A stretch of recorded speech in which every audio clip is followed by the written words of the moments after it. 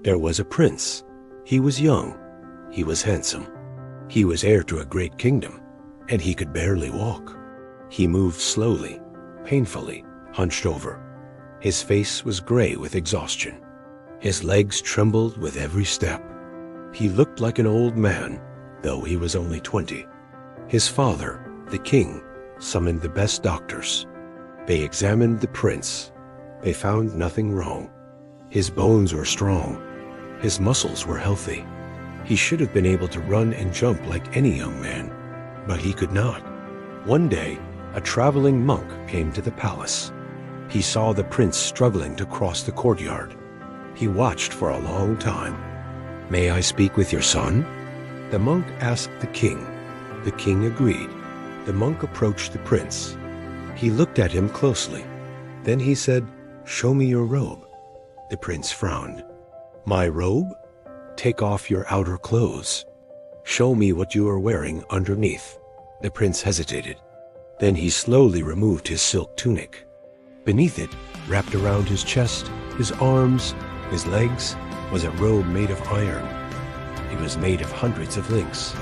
Each link was forged from dark metal. The robe covered him like a second skin. It was heavy. It was crushing. The monk gasped. "What is this? Who made you wear this?" The prince looked down. Tears filled his eyes. "I made it," he whispered.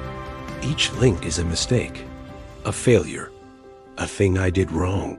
The time I lied to my father, the time I hurt my sister, the time I failed my people, the time I was cowardly.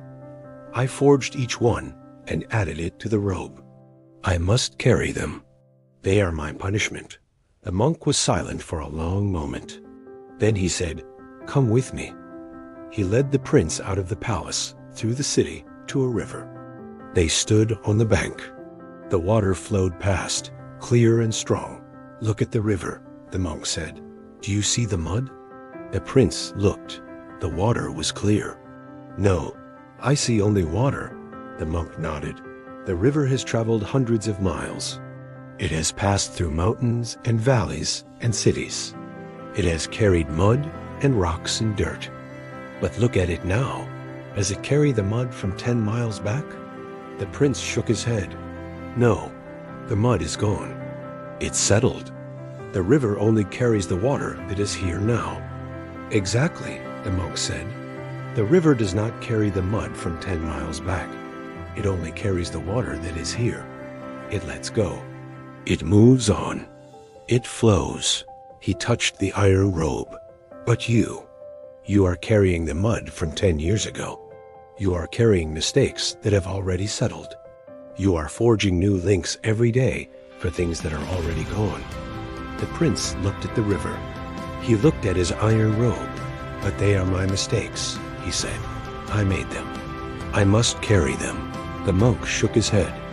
"You made them?" "Yes, but you are not the same person who made them. That person is gone, like the mud. You are the river now. And you are choosing to carry what should have been left behind." He pointed to the robe. "Look at your hands. Are you holding a hammer? Are you holding a forge?" The prince looked at his empty hands. "No. Then who is forging the new links? Who is adding to this weight?" The prince understood.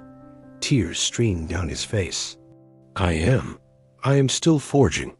I am still adding. I am making new links every day by refusing to forgive myself." The monk smiled gently. "You are not punished by your past. You are punished by your refusal to let it go. The iron robe is not made by your mistakes. It is made by your inability to accept that you are not those mistakes anymore." The prince reached down. He took the edge of the iron robe. With a great effort, he lifted it over his head. It clanked to the ground, heavy and dark. He stood there in the sun, in his simple clothes. He felt nothing, no weight, no pain. He took a step, then another. He was light. He was free. He looked at the monk. "What do I do with the robe?" The monk pointed to the river. "Let the river take it. Let it wash away. It is mud.